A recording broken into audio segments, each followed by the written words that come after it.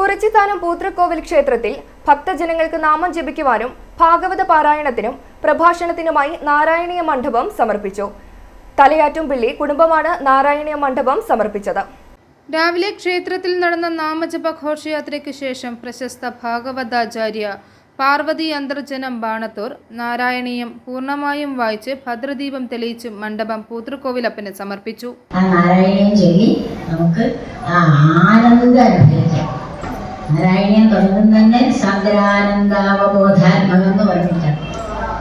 പിന്നെ ഭഗവാന്റെ അവതാരം പറയുമ്പോഴും ആനന്ദരൂപ, അവസാനവും പ്രതിശതു പരമാനന്ദ സന്തോഷലക്ഷ്യം.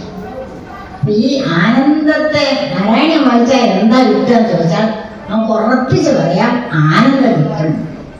സന്തോഷമല്ലേ? സന്തോഷം ആനന്ദം എന്നുള്ള വ്യത്യാസമുണ്ട്. സന്തോഷം ഒരു വികാരം തള്ളിച്ച് പെട്ടെന്ന് ഇപ്പം എൻ്റെ മകനിവിടെ പെട്ടെന്ന് ഞാൻ സന്തോഷിക്കും, അതൊരു വികാരം തള്ളിച്ച്. ആനന്ദമല്ല, ആനന്ദം ഒരു അനുഭവമാണ്. മാതൃസമിതി പ്രസിഡന്റ് ശോഭന, ലീല തലയാറ്റുംപിള്ളി എന്നിവർ പാർവതി അന്തർജനത്തിനെ പൊന്നാട അണിയിച്ച് ആദരിച്ചു.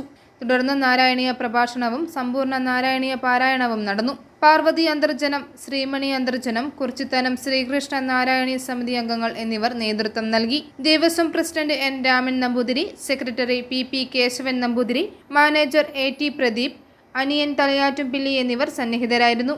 നാരായണീയ മണ്ഡപത്തിന്റെ ശില്പി സിനി ആർട്ടിസ്റ്റ് CK വിനുവിനെ കഴിഞ്ഞ ദിവസം ക്ഷേത്രത്തിൽ ആദരിച്ചിരുന്നു. i4 news, Ettumanoor.